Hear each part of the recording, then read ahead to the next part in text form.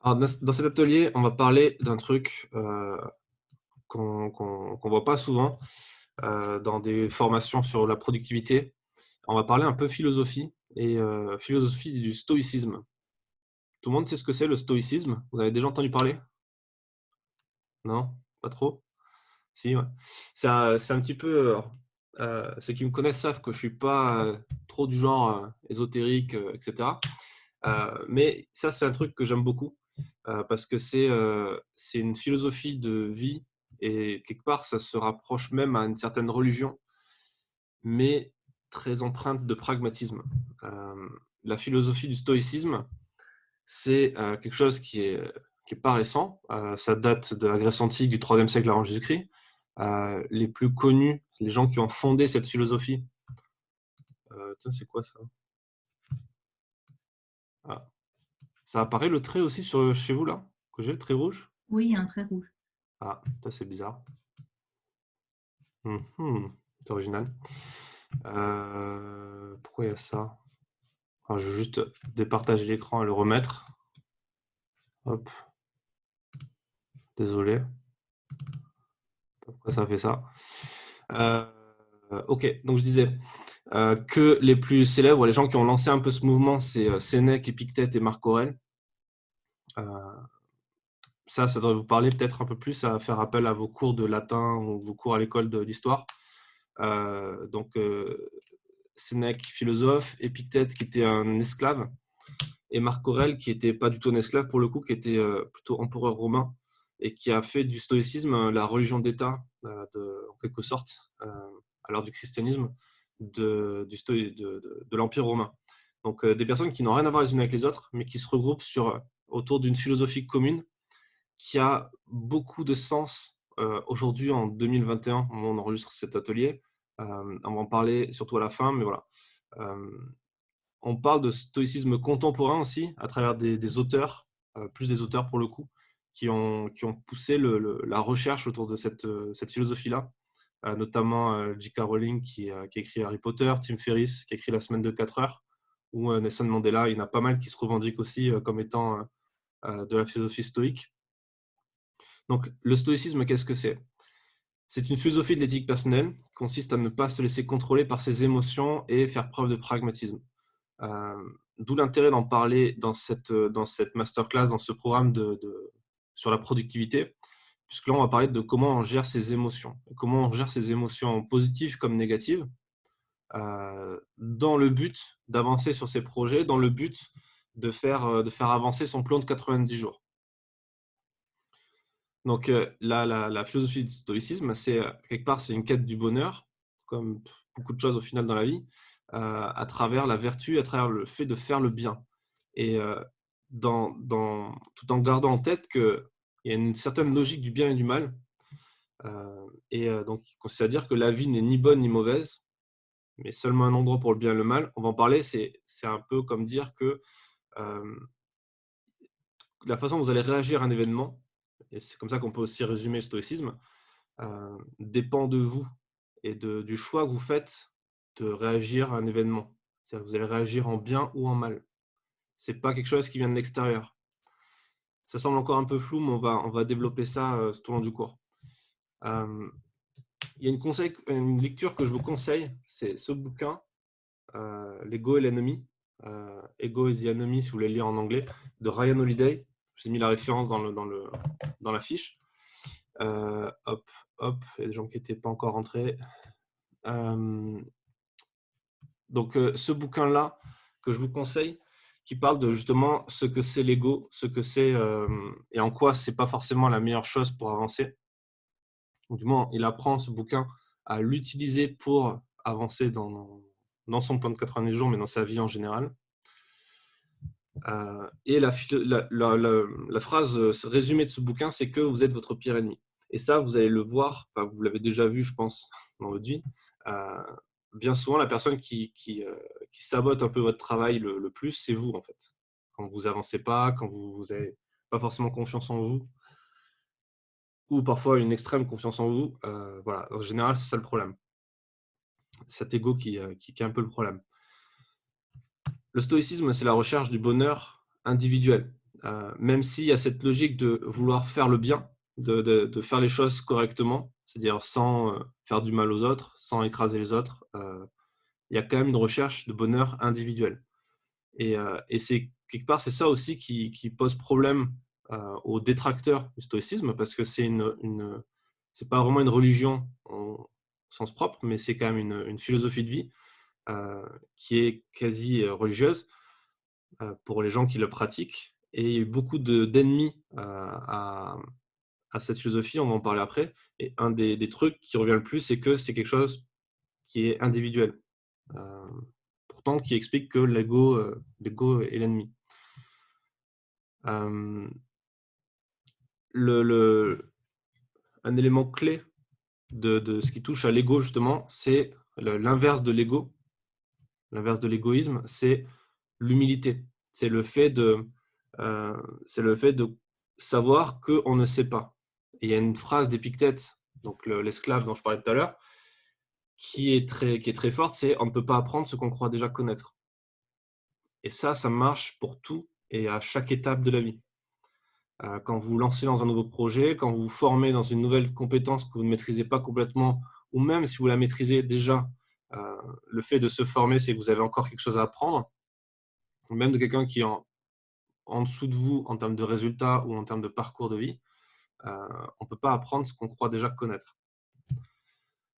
D'ailleurs, l'humilité, c'est quand même une des qualités les plus recherchées, même en entreprise, et dans les projets que vous allez mener avec d'autres gens. Il n'y a rien de pire, je pense qu'on a tous expérimenté, de monter une équipe avec des égos, avec des gens qui ne sont pas capables de faire preuve d'humilité, ne serait-ce qu'un minimum. L'autre grosse partie en ce qui concerne le stoïcisme, c'est le fait d'accepter et de lâcher prise. L'idée principale, je disais tout à l'heure, c'est de comprendre que tout est émotion, et tout est interprétation. Quand il vous arrive quelque chose, en bien ou en mal, cette chose n'est ni bien ni mal. C'est votre interprétation qui va être bien ou mal, qui va faire que c'est bien ou que c'est mal. En gros, si par exemple, je sais pas, vous montez un projet, ce projet est refusé par la personne qui était censée l'autoriser ou pas, ça peut être perçu déjà dans un premier temps quelque chose de mauvais, et ça va vous rendre triste, ça va vous énerver, ça va vous frustrer, tout un tas d'émotions qui vont dépendre de vous, pas de la personne en face. En face, la personne, elle a fait juste un choix qui correspond à ses besoins à elle, ou les besoins de la communauté pour qu'elle travaille ou ce genre de choses. D'accord ? Le fait que ça vous mine le moral, c'est votre problème. Et c'est votre interprétation des faits.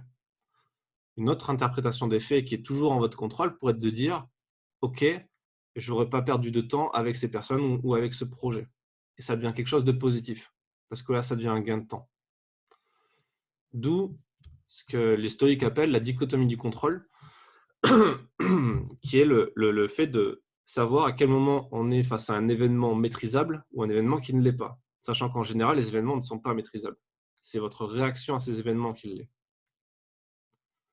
Là, je cite un autre philosophe moins connu.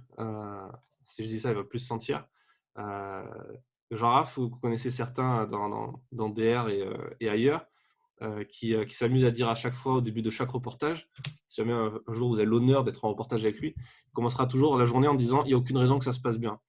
Et quelque part, au-delà de la blague, c'est une philosophie de vie qui est intéressante parce que ça évite d'être frustré, ça évite les déconvenus, et au moins on se concentre sur ce pourquoi on a un vrai contrôle, en fait, ce sur quoi on a un vrai contrôle.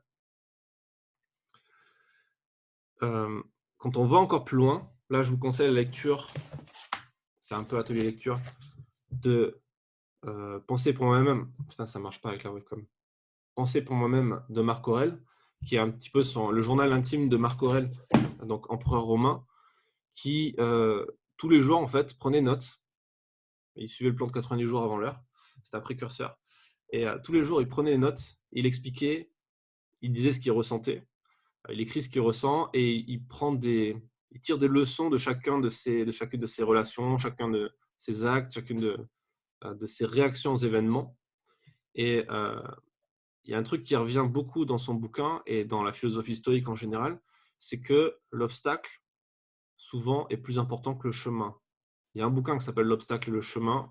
D'ailleurs, je crois que c'est Ryan Holiday aussi qui l'a écrit.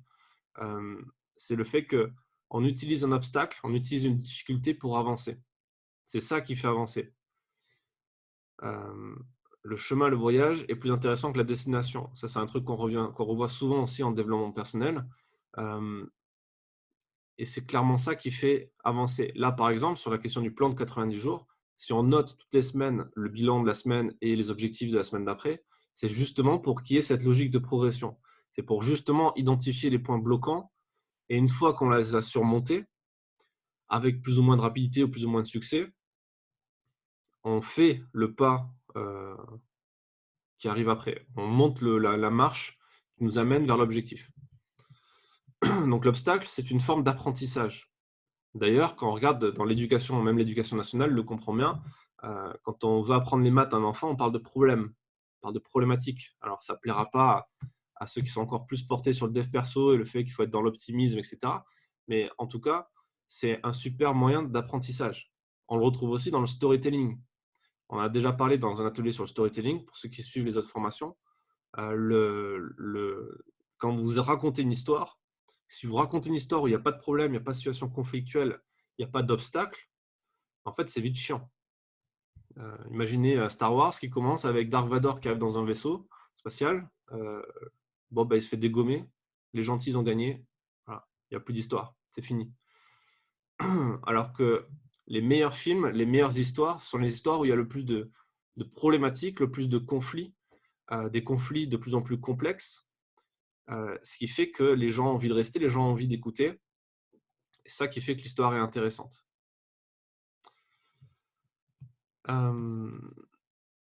Une autre chose qui est beaucoup utilisée par les stoïques, c'est, alors ça va parler à tous les gens qui s'intéressent un peu à la religion, c'est la question du pardon, qui est une forme de lâcher prise. Le pardon pour soi-même, mais aussi pour les autres, et à travers les autres pour soi-même. Voilà. On n'ira pas trop loin dans la philosophie, sinon c'est un peu compliqué pour un lundi matin, mais vous voyez l'idée. Le concept de gratitude, on en a déjà parlé, ça consiste en fait le mieux c'est de le faire le matin, c'est de dire ok, aujourd'hui j'ai de la gratitude pour telle chose, telle chose, telle chose.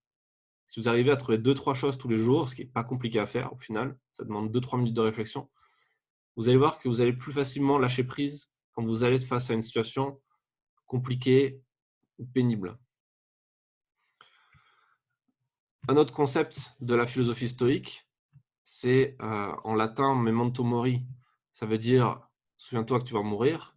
Alors, c'est pas pour tomber dans le glauque, mais voilà, ça fait partie de la philosophie stoïque, le fait de savoir, de comprendre et même au-delà d'accepter de célébrer le fait que notre vie est limitée, qu'on va tous mourir à un moment donné, qu'on ne sait pas quand, on ne sait pas comment. Et du coup, chaque moment qu'on passe avant cette mort, c'est un moment de bonheur en fait. C'est un moment intéressant, c'est un moment où on a quelque chose à faire qui va nous faire avancer nous et qui vont faire avancer les autres. Toujours dans cette logique dont on parlait tout à l'heure de vertu et d'aller le plus possible vers le bien. Et enfin, dans la logique, dans la partie accepter et lâcher prise, faire preuve de courage et faire preuve de responsabilité. Ça, on a déjà parlé plusieurs fois aussi. Rappelez-vous le podcast avec Louis Saillant, l'ancien commando marine, la logique de faire ce qu'on pense être la bonne chose et d'être responsable de ça, responsable de ses choix. Dans la philosophie stoïque, il y a, alors ça c'est ça aussi qui fait un petit peu de débat et qui fait qu'il y a des ennemis à cette doctrine-là. C'est la logique de destin, de déterminisme, qui pourrait être rattachée à une certaine forme de fatalisme ou alors d'optimisme. Ça dépend comment on voit les choses. La doctrine stoïque, elle met en avant un destin, une personne, sans être dans la logique de tout est écrit, il n'y a rien à faire, etc. C'est juste tout ce que tu fais, tout ce que vous allez faire a une finalité. L'idée, c'est pas que c'était décidé par quelqu'un d'autre, c'est nos choix qui définissent ce qu'on va faire, mais il y a une certaine forme de déterminisme, quelque part. Ce qu'on fait va avoir une conséquence. Ça, c'est Nietzsche qui en parle le plus dans la philosophie stoïque. Et les adversaires de cette philosophie parlent, eux, de fatalisme, de nihilisme à certains niveaux, en pensant que du coup, il n'y a rien à faire, tout est foutu, en gros. Sauf qu'au final, en réalité, c'est plus du pragmatisme qu'autre chose. En gros, on parle de cause et d'effet. Petit rappel de ce que je disais tout à l'heure, il y a des événements qui sont maîtrisables et des événements qui ne le sont pas. Il y a des choses qui dépendent de vous, de vos choix, de vos causes, enfin que ce soit vous qui soyez la cause en gros, ou pas. Typiquement, ce qui se passe autour de nous et ce qui se passe à un niveau plus macroéconomique, macropolitique, macro-géopolitique, en gros, tout ce qui se passe autour du Covid, tout ce qui se passe autour des restrictions de liberté, etc., ça, c'est des choses qui ne dépendent pas de nous directement. Ça pourrait par rapport au processus démocratique, etc., mais ça ne dépend pas de nous à titre individuel avec des actions qu'on peut faire concrètement là tout de suite. Vous voyez ce que je veux dire? À part poster des trucs sur Facebook et attendre la prochaine élection ou alors manifester dehors. Mais voilà, sans entrer dans la polémique de ça, c'est juste qu'il y a des choses sur lesquelles on a un contrôle direct qui va être comment on réagit à un événement, comment on va réagir émotionnellement à quelque chose, et ce qu'on ne maîtrise pas, le fait qu'il y ait des lois qui soient votées, le fait qu'il y ait une situation géopolitique qui nous dépasse, qu'on peut essayer de comprendre, qu'il faut essayer de comprendre pour justement avoir la meilleure réaction par rapport à ça, du moins la réaction émotionnelle qui correspond, et qui va d'ailleurs dépendre de son niveau de connaissance. Ça aussi, c'est quelque chose qui est prôné par les stoïques, le fait plutôt que d'être justement dans une logique de fatalisme, essayer de comprendre comment ça fonctionne pour réagir au mieux. Il y a un autre auteur dont on a déjà parlé dans un autre atelier, il me semble, qui est Nassim Taleb, qui est un statisticien, qui est un expert des probabilités, qui a écrit plusieurs bouquins, dont un des plus connus qui s'appelle Le Signe Noir. Et il y en a qui s'appelle Antifragile, pardon, Antifragile. Et le concept d'antifragilité, c'est un concept novateur dans le stoïcisme en quelque sorte. C'est un peu plus du stoïcisme contemporain. Le concept d'antifragilité, c'est de dire en gros que quand quelque chose arrive, il y a plusieurs façons de réagir. Soit ça impacte négativement, ça casse quelque chose. Prenez par exemple l'image d'un verre. Un verre que vous faites tomber par terre, soit il casse, il est inutilisable, il est détruit. Soit il ne casse pas, mais il est peut-être abîmé, il est peut-être enfoncé, ce genre de choses. Soit, troisième option, et c'est le concept d'antifragilité, c'est non seulement il ne casse pas, mais il devient plus fort, en quelque sorte, plus résistant la prochaine fois qu'on va essayer de le casser. Et ça, c'est un concept, voilà, c'est ce que dit Raphaël, c'est un principe de résilience. Mais au-delà même de la résilience, c'est d'être capable d'assumer les coups et ça s'arrête là. Là, c'est au-delà de ça, c'est être capable de devenir plus fort par rapport à ce qui s'est passé avant. Et ça, c'est un petit peu la suite logique de la philosophie stoïque, c'est être capable de comprendre, donc, comme dit Taleb, transformer la peur en prudence, la douleur en changement, les erreurs en initiation et le désir en entreprise, dans le concept entreprendre.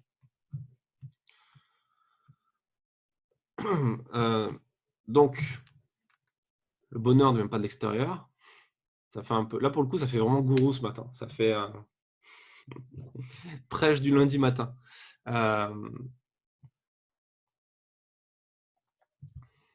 Non, plus sérieusement, c'est donc concept de responsabilité dont on parlait déjà dernièrement.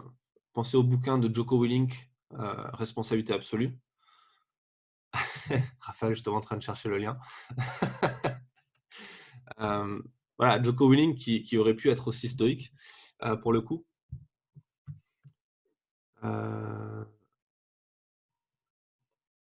Moi, je connais pas ça. Fred Durif. Euh, Ah d'accord, ok, j'ai compris la blague. T'es en train de me comparer au mec de Bugarache. Ok. Attends, je vais te virer du groupe tout de suite. Non, je vais faire preuve de stoïcisme et je vais accepter. Non, pas tout de suite. Du coup, le concept de responsabilité, le fait que voilà, on choisit d'être heureux quand on choisit nos réactions. Ça a l'air simple comme ça, mais au final, c'est aussi simple que ça. Quand on met les choses à plat euh, et quand on regarde dans le passé, le simple fait de se dire que Épictète, quand on a commencé à lire ce qu'il a écrit, là pour le coup, je vous conseille, je ne l'ai pas en version papier, mais le bouquin qu'a édité Nicolas Cross, il est allé prendre les écrits d'Épictète, il en a fait un bouquin. Je crois que c'est le manuel d'Épictète. Épictète, c'était un esclave. Euh, Puis esclave à l'époque grecque ou romaine, c'est pas trop fun comme destin de vie, quoi. C'est pas trop fun, quoi. Il n'y avait pas la fibre à l'époque. Euh, et donc voilà, donc quand on comprend que ce qu'une personne comme ça est en train d'écrire sur sa vie, sur la vie des autres, on se rend compte qu'au final, oui, c'est aussi simple que le fait de dire que le bonheur ne vient pas de l'extérieur, qu'on choisit d'être heureux si on le veut vraiment, et qu'on choisit nos réactions. De même, quand vous êtes dans une logique d'entreprise, parce que vous êtes tous ici aujourd'hui, le fait de vouloir gagner de l'argent, le fait de vouloir accroître son chiffre d'affaires, gagner de l'argent, tout ça, c'est juste un indicateur comme un autre, au final. On ne va pas rentrer dans le débat de est-ce que l'argent rend heureux ou pas. En tout cas, ce qui est évident, c'est que les résultats financiers, c'est comme la météo. Quand on a beaucoup d'argent, quand on gagne de l'argent, quand on voit son chiffre d'affaires s'envoler, on est heureux, on est content, il y a il y a une décharge de dopamine qui se passe. Et quand on voit l'argent qui diminue, quand on voit le chiffre d'affaires qui se pète la figure, et quand on voit les factures arriver, c'est un peu l'inverse de la dopamine qui arrive. Mais tout ça, c'est fluctuant, c'est comme la météo. Et au final, il y a certaines choses qui vont dépendre de vous, la quantité de travail que vous allez mettre, le nombre d'heures que vous allez travailler en plus, la qualité de votre travail aussi. Tout ça, c'est des choses que vous maîtrisez. Maintenant, le fait que les gens ne puissent pas vous donner l'argent que vous voulez parce qu'il n'y a pas le budget ou ce genre de choses, quand vous êtes photographe, ça arrive souvent, ce n'est pas quelque chose qui dépend de vous. Dans ce cas-là, vous changez d'objectif. Petit clin d'œil à ceux qui parlaient du fait qu'en ce moment, ils n'arrivaient pas à produire parce qu'il pleuvait. C'est exactement ça, quoi. Je veux faire des photos dehors, il pleut, je ne peux pas faire mes photos. Alors, malheureusement, je ne maîtrise pas encore la météo ni le fait qu'il pleuve ou pas. Voilà, soit vous apprenez la danse de la pluie, soit vous changez de sujet, en fait. Tout simplement. Et vous changez d'objectif et vous changez de choses à faire dans la journée, de liste de tâches. Ça peut marcher si on a une relation saine à l'argent. L'autre concept aussi par rapport à l'argent, c'est ce que certains marketeurs, que certains ici connaissent, appellent le profit versus le prestige. C'est en gros, qu'est-ce que vous recherchez concrètement quand quand vous entreprenez?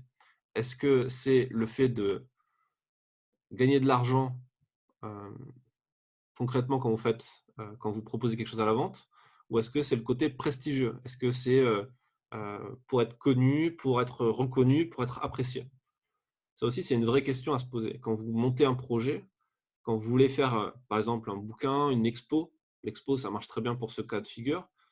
Est-ce que quand vous faites une expo, c'est juste pour faire un vernissage et que tout le monde vous dise wow, c'est génial ce que tu fais, etc. Ou est-ce que c'est pour vendre des tirages? C'est une question à se poser. Parce que derrière, il y a beaucoup de frustrations qui vont naître si cette question n'a pas été posée au départ. 3 petites citations pour clore cette partie-là sur le bonheur. L'homme ordinaire est exigeant avec les autres. L'homme exceptionnel est exigeant avec lui-même. Marc Aurèle. Une citation de Sénèque. La récompense d'une bonne action, c'est de l'avoir faite. Et citation d'Épictète, ne désire que ce qui dépend de toi. Moi, ce que je vous conseille, c'est que ça fait toujours sympa de mettre des citations, mais bon, c'est juste pour parfois, c'est juste pour soit se la péter, soit pour combler le vide. Moi, ce que je vous conseille, c'est que ces citations-là, notez-les quelque part, mettez-les sur un post-it mettez-les face à vous, histoire de revenir dessus régulièrement, parce que ça remet les choses en perspective. Surtout quand on sait d'où elles viennent, par qui elles ont été, qui les a dit en premier, et qui était cette personne. Quand on sait qui était Marc Aurèle, quand on sait qui était Épictète, ça fait réfléchir.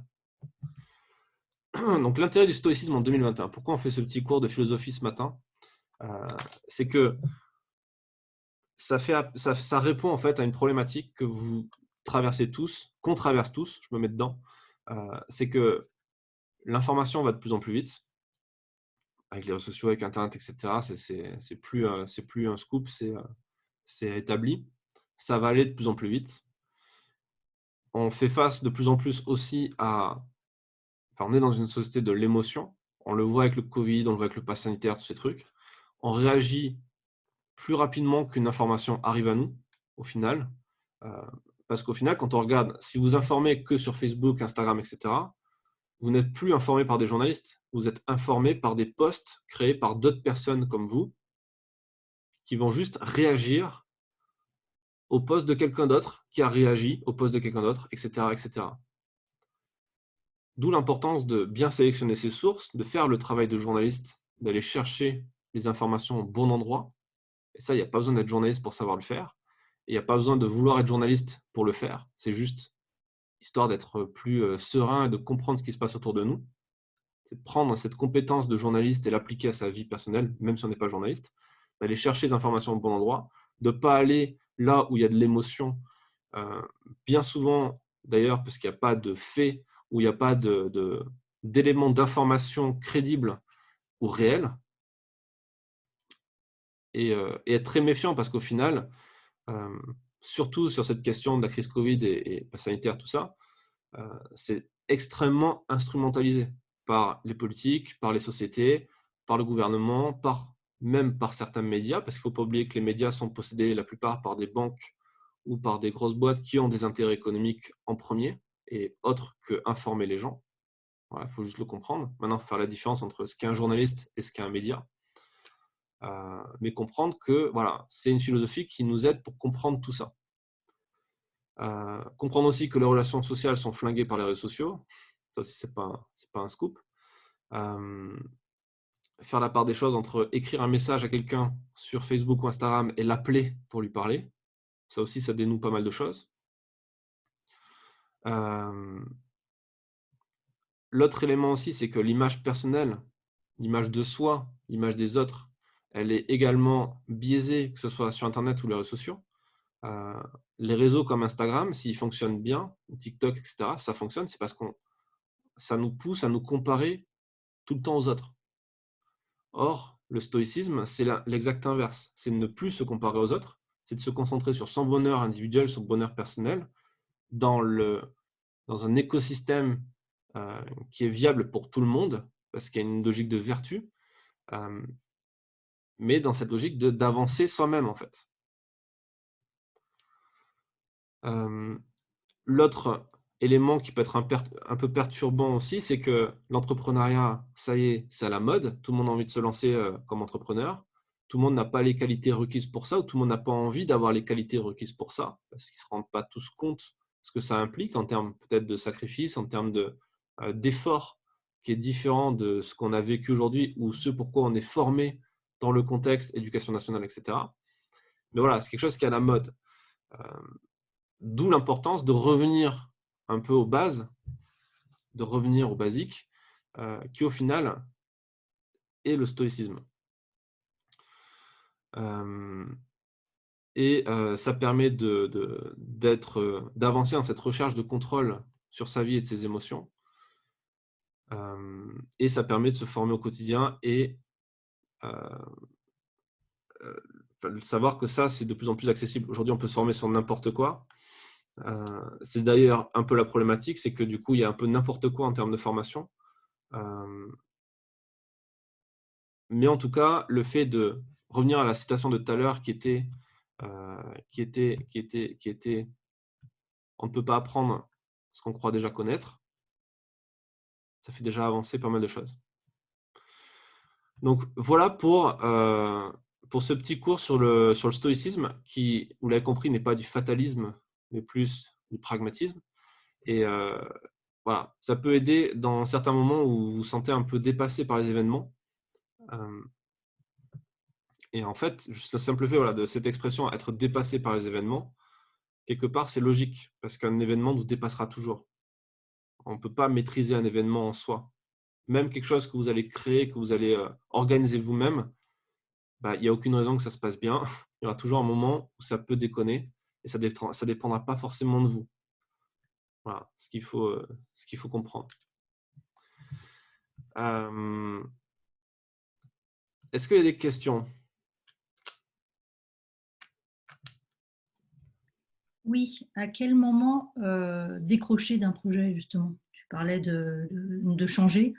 À quel moment on peut se dire, bah, là c'est plombé, il faut que je change, et est-ce qu'il y a, je sais pas, des indicateurs qui disent, qui puissent t'aider à déterminer si bon, c'est plombé, je change, ou je persiste? À quel moment? On peut savoir ça. Yes, c'est une bonne question. Très bonne question. Alors, moi, je dirais il y a deux étapes. Il y a une première étape. Tu peux le faire dans le sens que tu veux. Moi, personnellement, je ferai dans ce sens-là. Première étape, je regarde de façon vraiment très froide et très distante, qu'est-ce que ça implique de faire ce projet? C'est un peu les deux colonnes, les côtés négatifs, le côté positif. Ce que ça apporte de bien, ce que ça peut apporter de pas bien. Je regarde, est-ce que c'est vraiment intéressant de faire ça? Juste cette étape-là, ça permet de te dire, de te remotiver, de chercher une autre solution, ou alors tu te rends compte qu'en fait, il y a plus de trucs négatifs que de trucs positifs. Et là, déjà, tu vas te dire toi-même, ok, ça sert à rien de se battre pour ça. Si tu vois que c'est très équilibré et qu'il y a des choses négatives, mais c'est vraiment très contrebalancé et qu'il y a quand même beaucoup de choses que tu aimerais faire, là, c'est juste une question d'instinct. C'est si tu le sens ou si tu le sens pas. Tu vois, ce matin, sur Défense Zone, on a sorti un nouveau podcast avec, c'est un entretien avec un entrepreneur monégasque qui a monté une boîte de drones. A priori, ça n'a rien à voir avec la choucroute. Au final, écoutez l'interview parce qu'il parle justement de ça. Du fait que quand il s'est lancé, beaucoup de gens lui ont dit que c'était une très mauvaise idée, que ça allait foirer lamentablement. Le mec, aujourd'hui, il est largement au-dessus du succès, quoi. On ne parle pas trop de chiffres parce qu'il y a beaucoup de choses un peu secret défense, mais le mec, il a largement atteint ses objectifs, il a bien fait de persévérer. Et il commence par ça dans l'interview. Enfin, j'ai pris ce petit bout pour le mettre dans les 30 premières secondes de l'épisode, où il dit, voilà, si vous êtes persuadé que ce que vous faites, c'est bien, ce que vous faites, c'est important et que ça va marcher, il ne faut pas lâcher le truc, il faut continuer. Après, dans l'interview, il dit, voilà, par contre, quand tous les signaux sont rouges, tout le monde vous dit que c'est nul et que vous-même, vous voyez que vous n'avez pas les compétences pour, il faut être capable d'arrêter. Mais il n'y a pas de recette miracle, il n'y a pas de enfin, il n'y a pas de méthodologie en mode petit 1 tu fais ça, petit 2 tu fais ça, etc. Tu regardes ce que ça peut apporter, tu regardes ce que ça peut aussi apporter de négatif, de positif, de négatif, et après il y a une question d'instinct. Est-ce que ça répond à ta question? Oui, ça répond à ma question. Le seul point négatif, c'est la météo qui m'empêche d'avancer, quoi. Mais tout le reste, pour moi, c'est que du positif. Donc, j'ai envie de poursuivre quand même. Voilà. Tu vois, en fait, la question de la météo, c'est un peu comme tout le monde fait face à ça aussi sur la question des déplacements. C'est-à-dire qu'aujourd'hui, on peut plus prendre un billet d'avion et de se barrer pour faire un sujet en Alaska, en Thaïlande ou ailleurs. C'est impossible. Donc, soit tu te dis, soit en fait, tu repasses en boucle le truc en te disant, je veux faire ça, mais je peux pas, je veux faire ça, mais je peux pas, je veux faire ça, mais je peux pas. Et en fait, ça va te pourrir de l'intérieur. Soit tu te dis, je veux faire ça, je peux pas, hop, je le mets dans une petite case pour l'année prochaine, en espérant que l'année prochaine, ça sera différent. Mais encore une fois, c'est pareil, ça te dépasse, c'est pas toi qui as le contrôle dessus. Et ça, hop, tu l'as évacué en fait de ta tête. Ça n'existe plus là tout de suite. Et tu fais de la place pour autre chose. Tu dis, ok, je peux faire quoi là, devant chez moi? Ou je peux faire quoi à l'intérieur parce que dehors il pleut? Tu vois? En Ouais, fait, moi, c'est aussi simple que ça. Parfois, la solution, c'est la solution la plus simple. C'est ça aussi le stoïcisme. C'est de se dire, c'est quoi la solution la plus simple, la plus évidente, mais que je ne vois pas parce que mon cerveau recherche la complexité. Bon, a priori, j'ai aussi de l'éditorial à faire. Donc, quand il pleut, je fais de l'éditorial à la maison. Mais voilà, ça ne fait pas avancer le projet photo en tout cas, mais j'ai de quoi m'occuper. Mais voilà, je tiens à ce projet. Donc, Tu sais, la photo, j'escompte qu'il y aura quelques beaux jours sur le d'ici la fin du mois de juillet et le mois d'août pour que je puisse le finir. Voilà. bah, tu sais, la photo, c'est pas que de la photo, hein. Oui, je Ah, sais. la photo, c'est 5% de prise de photo. Le reste, c'est de la préparation, c'est du boulot que on n'a pas tous envie de faire forcément parce que c'est plus chiant forcément, mais c'est le plus important, hein. Oui, non, la préparation, je l'ai faite. Après, bon, je peux aussi faire la partie éditoriale et commencer déjà le synopsis, etc., sans avoir fini de faire toutes les photos, hein, ça fait. Bah ouais, ça Voilà. ou trouver un autre sujet à faire ou Et d'autres j'ai sujets à aussi faire. un autre sujet à faire Voilà, bon, qui est plus tard dans le mois, donc où je commence aussi les recherches, l'éditorial, les contacts et autres pour avancer, quoi. c'est ça. Très bon exemple de Emeline dans le chat qui dit Merci. que il y a un bon exemple avec David Templier du collectif DR qui faisait surtout des photos dans le Grand Nord, des glaciers, etc. Et avec le Covid, plus aucun moyen de faire ça. Il a donc fait des photos de gens confinés, a sorti un livre, un deuxième en route sur un projet artistique, a développé une branche photo famille. Exactement. Mais comme tous les photographes de mariage, quand les mariages étaient interdits, ils faisaient quoi? Bah, ils ont commencé à faire du packshot, ils ont commencé à faire de la formation, ils ont commencé à faire du portrait dans leur studio quand ils pouvaient accueillir du monde, ou à l'extérieur quand ils ne pouvaient pas accueillir du monde. En fait, on s'adapte. C'est juste une question d'adaptation. Et soit vous vous adaptez, soit c'est mort, en fait, hein. Est-ce qu'il y a d'autres questions?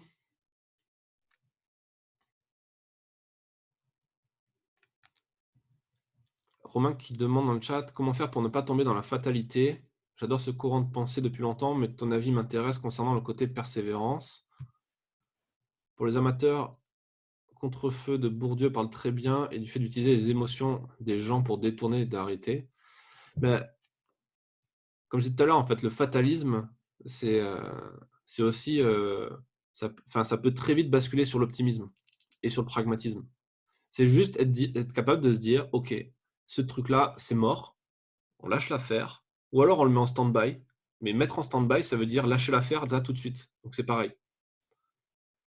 C'est juste reprogrammer la chose. Donc c'est pas vraiment du fatalisme en fait. C'est du fatalisme pragmatique.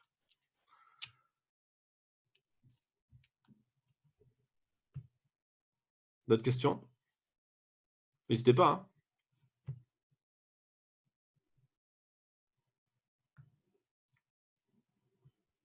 Non? Ça vous a mis KO la philosophie du lundi matin?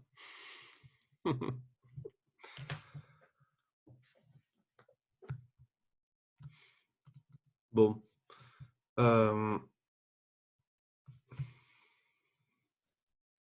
Merci Emeline.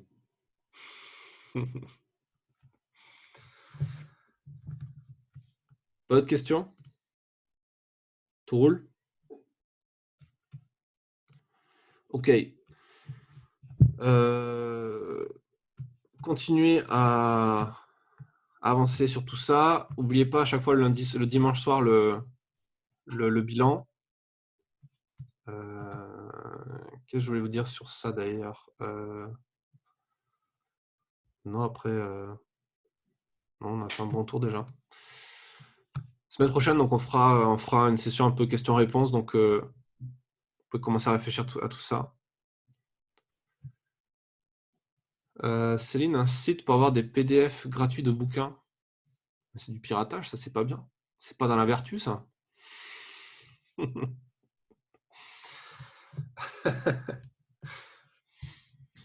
Euh,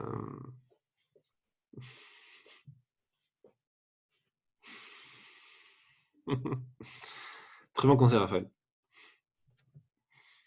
Sinon, tu tapes le nom du bouquin plus Amazon. Et après, quand il te demande la carte bleue, tu mets la carte bleue de quelqu'un à côté de toi. Tu lui demandes sa carte bleue. Et, tu demandes la carte bleue à ta maman.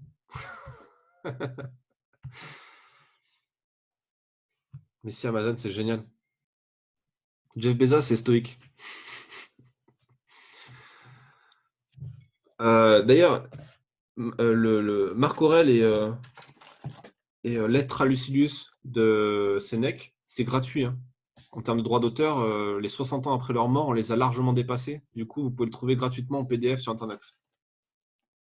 Quand on peut acheter la version papier par un éditeur, comme ce que fait Nico Cross, il a édité un bouquin, il fait payer, mais le bouquin, en fait, en soi, il est gratuit, il est libre de droit. Vous pouvez même l'utiliser comme Nico pour le revendre. C'est pratique, les stoïques, faire du business. Mais voilà, donc tout ça, c'est gratuit. Puis il y a plein de vidéos sur YouTube aussi qui en parlent. Donc si vous voulez pousser le truc sur le stoïcisme, il y a pas mal de ressources en ligne. Mais voilà, la phrase résumée, c'est concentrez-vous sur ce sur quoi vous avez un vrai contrôle et lâchez prise sur tout le reste. Les gens pénibles autour de vous qui vous énervent, qui sont nocifs, vous les éliminez. Les événements type Covid, etc., qui vous minent le moral ou qui minent le moral à tout le monde, vous les ignorez et vous vous concentrez sur votre plan de 90 jours, sur vos séances de deep work, sur les gens autour de vous qui vous apportent de la valeur et qui vous font avancer, et c'est tout. N'oubliez pas, les choses les plus évidentes, les plus simples, c'est souvent les meilleures. Voilà pour la petite philosophie du lundi. On se donne rendez-vous lundi prochain pour la suite de ce plan de 90 jours. Et en attendant, on continue la discussion sur le Slack. Bonne semaine à tous. Merci, Bonne semaine. Merci, bonne semaine.